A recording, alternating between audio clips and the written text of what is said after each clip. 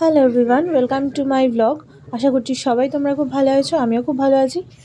আজকে হচ্ছে বৃহস্পতিবার, আর আজকে হচ্ছে সেই দিনটায় যেই দিনটায় আমরা আজকে হসপিটালে যাচ্ছি এক্স রে করাতে।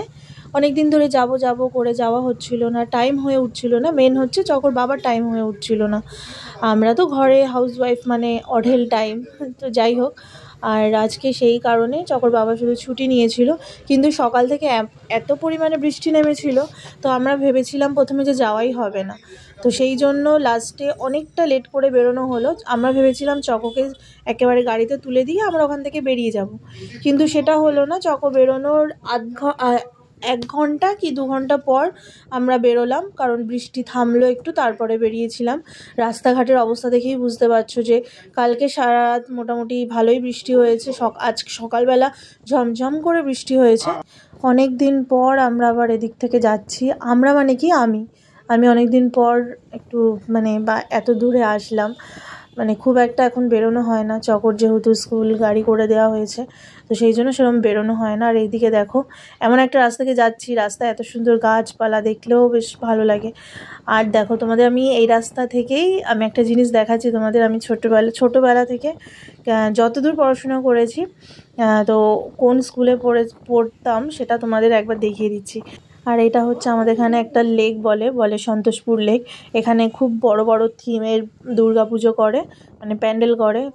একবার সেকেন্ড না ফার্স্ট যেন হয়েছিল, কোন বছর সেটা আমার মাথায় নেই। কিন্তু এই লেকটার মধ্যে অনেকে আসে, এখানে বিকালবেলা হাঁটতে আসে। তারপরে হচ্ছে তোমাদের আমি দেখাচ্ছি আমার স্কুল, যেটা আমি ছোটোবেলা থেকে যে স্কুলে পড়ে এসেছি। এই স্কুলটা দেখলে না অনেক ধরনের স্মৃতি মনে পড়ে। এইটা হচ্ছে আমাদের স্কুলের বাজার, মানে স্কুলের সামনে একটা বাজার বসে, সেইটা দেখো। এইটা হচ্ছে আমাদের ফাইনালি স্কুল, এই যে এইটা সাদা রঙের দেখলে, এটা হচ্ছে আমার ছোটোবেলা থেকে এই স্কুলে, ছোট্টবেলা থেকে মানে নার্সারি থেকে আমি ওই স্কুলে পড়ে এসেছি। আর আমাদের স্কুলটা পেরোলেই হচ্ছে, স্কুল থেকেই কিছুটা দূর গেলে কেপিসি হসপিটাল। তো আমরা কেপিসিতেই যাচ্ছি। প্রথমে ইচ্ছা ছিল ভাঙড়ে যাওয়ার, কিন্তু ভাঙড়টা অনেকটা দূর হয়ে যাবে। তো সেই জন্য ওর বাবা বললো চলো তাহলে কেপিসি, কারণ ওর বাবা প্রাইভেটেই দেখিয়েছিল, মানে কেপিসির ডক্টরকেই প্রাইভেটে দেখিয়েছিল। তো সেই কারণে বললো যে না, কেপিসিতেই যাই।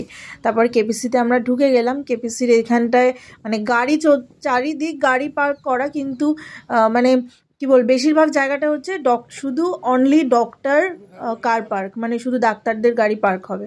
তারপর একটা জায়গা খুঁজে সিকিউরিটি গার্ডকে জিজ্ঞাসা করার পরে এইখানে বাইকটাকে পার্ক করে রাখার পরে এখন ভেতরে বিলিং করতে হবে, যেটাকে বলে টিকিট কাউন্টার। তো টিকিট কাটার পরে আমরা এখানে ওয়েট করছিলাম অর্থোপেডিক ডক্টরের জন্য। আগে না ছিল 50 টাকা, এখন 100 টাকা করে হয়ে গেছে। তো ওখান থেকে বিল টিল করার পরে আবার পাঠালো, মানে আমি হচ্ছে শুধু অর্থোপেডিক ডক্টর দেখালাম, আমাকে আর এক্স রে করতে কিছু বলেনি। তা আর হচ্ছে চকর বাবাকে বলেছে এক্স রে করতে, তো ওই এক্স রের জন্য আবার আলাদা করে বিল করতে হবে। মানে এমনি নর্মালের জন্য হচ্ছে তোমার আলাদা টিকিট, মানে এমনি ডক্টর দেখানোর জন্য, আবার এক্স রে করার জন্য আবার আলাদা করে, সেটা হচ্ছে 500 মতো নেয়, মানে 480 এরকম টাকা নিয়েছিল। আর বাইরে শুনেছি 250-300 টাকার মধ্যে হয়ে যায়, জানি না কি সরকারি হসপিটাল। তো যাই হোক, এটা হচ্ছে কেপিসি হচ্ছে সরকারি আর বেসরকারি দুটোই নাকি, মানে মিলিয়েই হসপিটালটা। তারপরে এখানে ওর বাবার এক্স রে করা হয়ে গেছে। তারপর হচ্ছে আমাকে যে মেডিসিনগুলো লিখেছিল ডক্টর, সেইখানে আমার মেডিসিনগুলো নেওয়ার জন্য আমরা চলে এসেছিলাম মেডিসিন ফার্মেসিতে।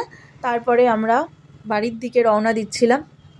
ওখান থেকে বেরিয়ে বাড়ির দিকে রওনা দিতে দিতে ওর বাবা বললো খিদে পেয়েছে, বাড়ি গিয়ে রান্না করতে অনেকটাই লেট হয়ে যাবে, যেহেতু সকালবেলা শুধু চা বিস্কিট খেয়ে তারপরে গেছিলাম।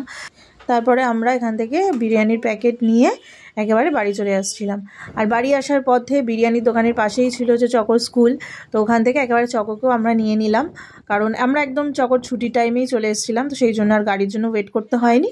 এটা চকর বাবার, এটা আমার, আর এটা হচ্ছে চকর। আর এখানে হচ্ছে বিরিয়ানির প্যাকেট রাখা, খালি প্যাকেটে। চলো তাড়াতাড়ি করে এসে এখন খেতে বসে গেছি, কারণ খুব খিদে পেয়েছিল। আর চকোকেও স্নান টান করে দিয়েছি, কিন্তু আমরা স্নান করার টাইম পাইনি, একেবারে শুধু জামাটা ছেড়ে হাত পাটা ধুয়েই খেতে বসে গেছি। আজকে এই হসপিটাল যাত্রার ভিডিওটা এই পর্যন্তই রাখছি, আবার দেখা হবে নেক্সট ভিডিওতে। ততক্ষণ দেখো, সুস্থ থেকো।